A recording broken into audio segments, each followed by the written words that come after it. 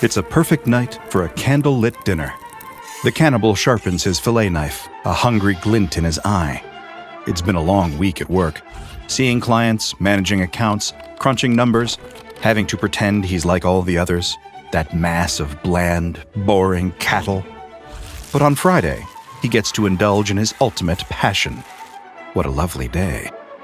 There's a quiet, pained murmuring coming from the larder. The cannibal ignores it and chops carrots. On a cold evening like this, he could lose himself in a nice hot soup and a bottle of the red stuff. The murmuring in the larder becomes a muffled scream. How rude. It's interrupting his favorite part of the thieving magpie on vinyl. That simply will not do. He cleans the carrot juice from the shimmering blade of the knife and stomps over to the larder in a fierce mood, his teeth gritted. He opens the reinforced door. Strings of garlic hang next to imported Italian sausage. Preserves and pickles line the shelves in jars. So many fine, aged cheeses he can't remember all the names. And of course, Keith, bound and gagged in the corner, his ankles chained to the wall. Not so long ago, Keith was an intern at the cannibal's firm. He'd underperformed. He was always late, he was insubordinate. Still, the cannibal is resourceful and pragmatic. It's why they pay him such a lofty salary. It didn't take him long to think of another use for poor Keith. As Keith tries to beg through the rope tied into his mouth, the cannibal feels a pang of hunger. He always gets the most excited when the cattle are afraid. It gives him a feeling of almost godlike power.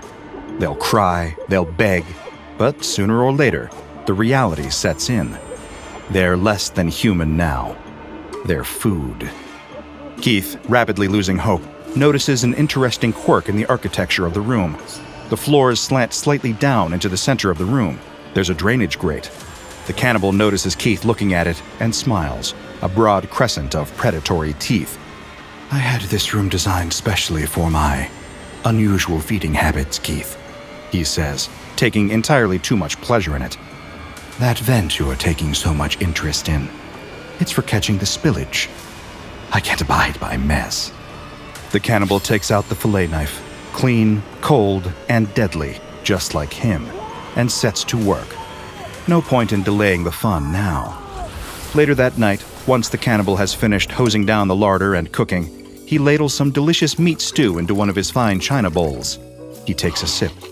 Warm and delicious, like wings of golden light spreading in his chest. Intern Keith is actually some good to him now. Life can be full of surprises like that. The next day, as the cannibal sits in the corner office of his beloved high-rise, sending off emails to his most treasured clients, he feels so wonderfully at peace. He always feels that way after a feeding. It affirms what he holds to be one of the foundational facts of his reality. Human beings are just cattle. He's the predator, and the rest of them are prey. The detectives come prying in the afternoon. He expects that much. They ask him the standard battery of questions, details about his own life and history, his limited interactions with intern Keith, whether he noticed anything strange. The cannibal plays the part of the concerned citizen perfectly.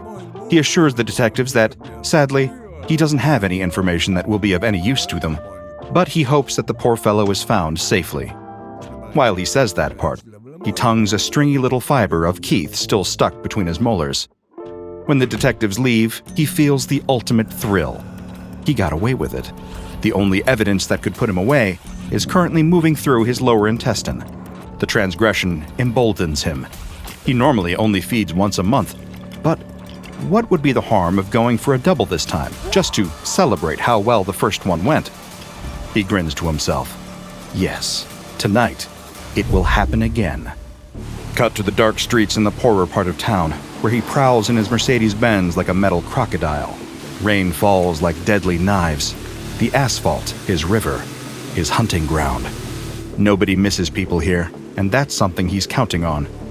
As he drives and seeks out his next victim, he finds himself reminiscing fondly about his past meals. There was the lonely woman walking home from the gym. He watched her working out through the glass all night, feeling his hunger grow. He's a patient ambush predator. When she left the gym, he got out of his car and pulled a black balaclava over his face, a hammer hidden inside the sleeve of his jacket.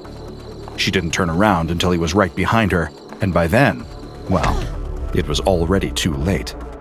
She made a passable meatloaf. Of course, there was the roadside mechanic. He was easy enough. All it took was a phone stolen from a previous victim and a long, dark back road.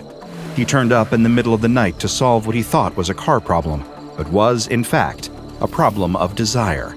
He can't hide his surprise when he sees the cannibal step out of the dark with a handgun in his steely grip. He went so placidly into the back of the cannibal's car, as meek and obedient as a baby lamb. He made wonderful steaks later that night. And how could he forget the teenage boy that he lured over to his home by pretending to be a girl his age online? People are so easy to trick when they think they're getting what they want. Back in the present, he selected his target.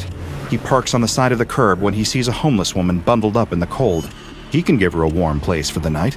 Just not the kind she expects. The cannibal slides out of his car, his form hidden behind a long, expensive raincoat. He slides up to the homeless woman and nudges her with his foot until she wakes up, confused and annoyed. He feels like a thrill tonight, a real hunt. When she asks him what the big idea is, waking her up like that, instead of answering with words, he reaches into his coat and pulls out an axe. Her eyes widen when she sees it. This man, this monster, means her terrible harm. She wills herself up to her feet, surfing a cascade of adrenaline, and starts to run down the street, screaming for help, exactly like he wants her to.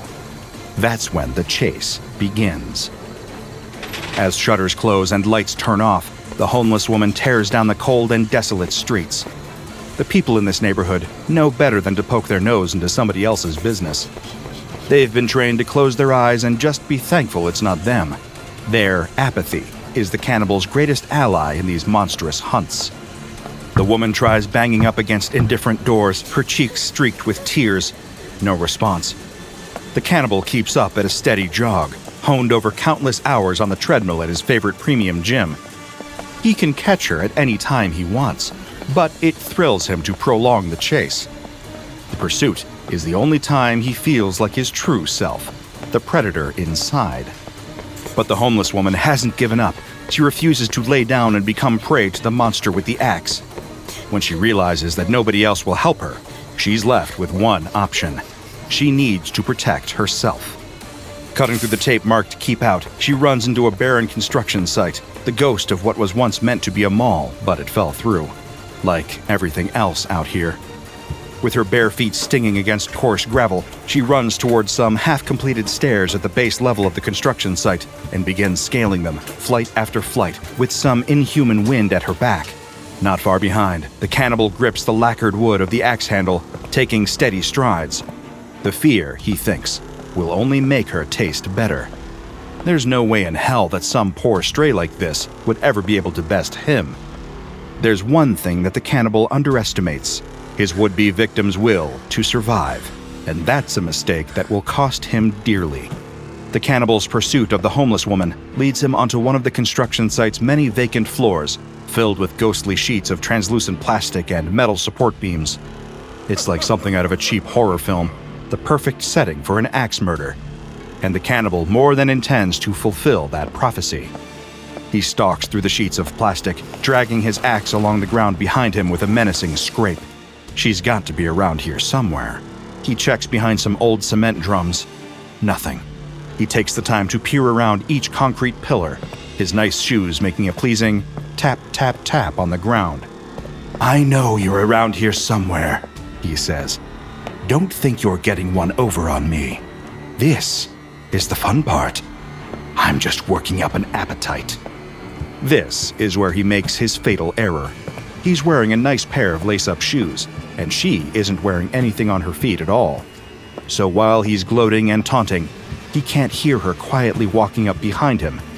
He doesn't even realize she's there until something strikes the back of his head with tremendous force, knocking him to the ground, dazed and eyes full of bright white flashes. The axe falls to the ground next to him, just out of his reach. He turns, his hair already dirtied with blood, and sees her standing over him. She's carrying a length of rebar, the top curdled into a club of hard concrete, stained red.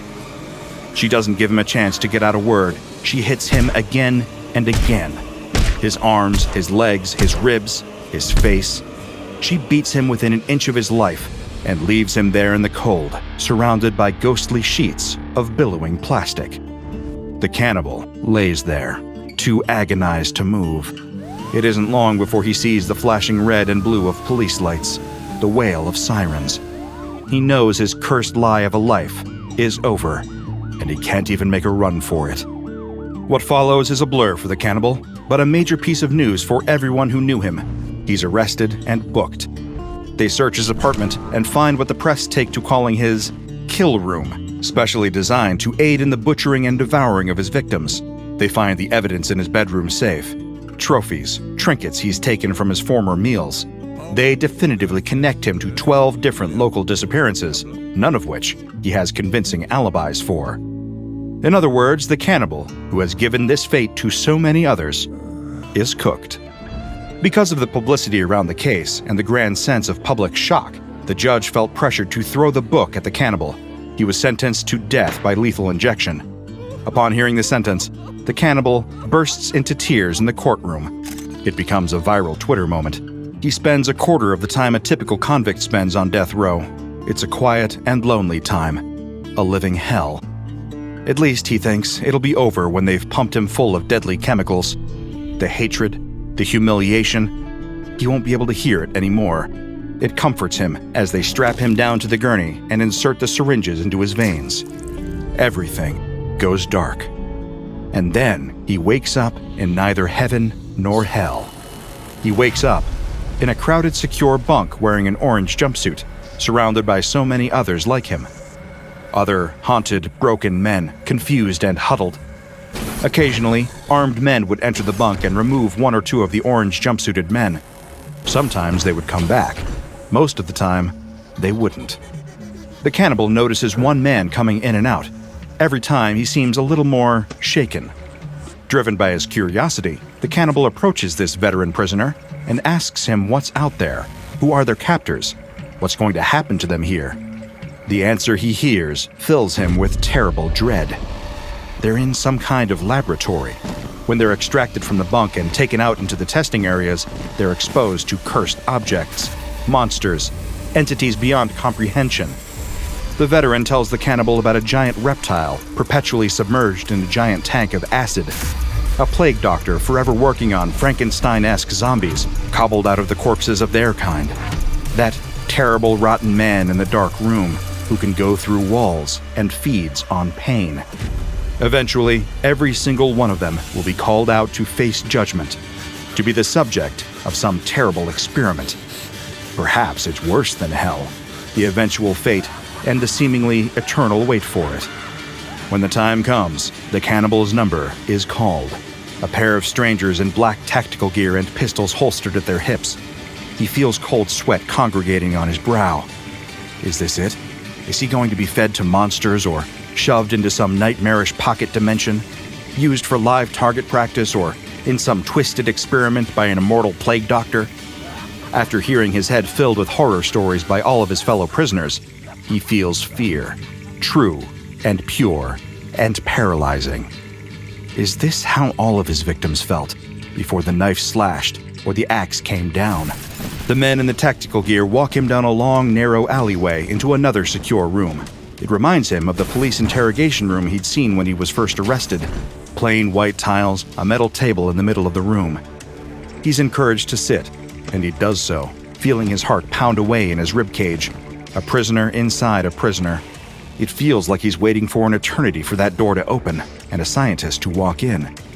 The scientist is carrying a paper bag, a bag that might contain all manner of inconceivable horrors. The cannibal even flinches when the scientist puts it on the table in front of him, expecting that something might leap out and attack without warning. But no, the bag remains deathly still, and the scientist encourages him to open it. With trepidation in his pounding heart, the cannibal opens the bag and reaches inside. Waiting for him within is a hamburger, still warm. He wonders at the catch. Will the burger eat him? Will he explode after taking a bite or turn into stone or some kind of monster? All the horrible possibilities feel infinite.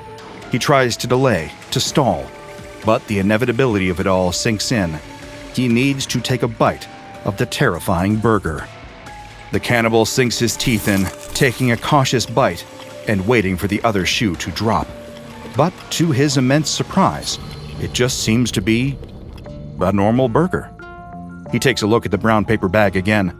There's a faded logo on it reading, Quik and Ready Mealz. He's confused. The researcher clears their throat and asks a single question. Did what you just eat have the taste and texture of human flesh? The cannibal, wondering if this is some kind of trick question, shakes his head. No, it's just a perfectly normal burger. What's the catch? But he never finds out the catch. Instead, the researcher thanks him for his time, and the guards take him back to his cell to await some other experiment that requires his services. He'll never know the truth of SCP-971, but you will, dear viewer. Right now, in fact. SCP-971 refers to a collection of worn takeout menus from an unknown food delivery service going by the name Quik and Ready Mealz. Its supposed parent company denies any knowledge of its existence, and no official business records of the company have been found. To the untrained eye, they don't even appear to be out of the ordinary. The menu lists several standard takeout items: burgers, chicken sandwiches, chicken fingers, fries, and soda. If you call the number on the menu, you'll be greeted by an online directory on the other side of the line, inviting you to put in the numbers corresponding to your order. After this, your credit card will be charged, and within 15 to 20 minutes, a paper bag bearing the Quik and Ready Mealz logo will appear on your doorstep. You'll probably enjoy the meal, except for one thing. Even if you ordered chicken, you won't quite be able to place the flavor of the meat you're eating. That's where our cannibal came in, better known to the Foundation as D1282. Naturally, the Foundation's first theory as to the nature of the SCP-971 mystery meat was that it was human flesh. There was no real reason for this, other than the fact that when the Foundation deals with meat-based anomalies, it often ends up being some variation on human flesh. However, when our fine young cannibal took a bite of his SCP-971 burger, he was just as confused by its contents as anybody else. That's because the contents of the meat wasn't in fact human flesh. It was something much stranger. All of the meat from SCP-971 has been sourced from animals on the EEC Endangered Animals list, including pandas, cheetahs, red wolves, and other endangered mammals. And strangely enough, these creatures don't seem to necessarily be harmed by the process. After the ordering of the SCP-971 meals with meat content, endangered animals in the surrounding area were weighed and were found to have lower biomass than they previously did. Of course, if enough orders were made, this might eventually create an existential threat for the animals, but so far, there have been no reported animal deaths connected to the anomaly. But other than this, there have been no reported anomalous effects, no mimetic hazards, no compulsive behavior. The food has no meaningful effect on the consumer, and most people who order the food will not know that they've even engaged with an anomaly. Aside from the menus already in storage, the going orders to field agents are to log and destroy any of the menus they might find in the wild. As an incredibly low-risk safe class, the surviving Quik and Ready Mealz menus are kept in filing cabinet number 26 in the Site-19 file vault. In order to requisition the menu for testing, you need permission from a member of personnel ranked at level 4 or above, though tests are not permitted more than once a week due to the potentially detrimental environmental impact. If you're anything like me, there's a drawer or cabinet in your home that's spent the last several years accumulating a large number of local takeout menus, many of which you can't quite place a point of origin for. In case you're worried that your next late-night snack session could lead to harm befalling an endangered animal, might I recommend just playing it safe and using DoorDash instead. Hashtag not sponsored. Check out the DrBob Patreon and become a junior researcher today. Now go and watch another entry from the files of DrBob, like SCP-2611, Large and in Charge.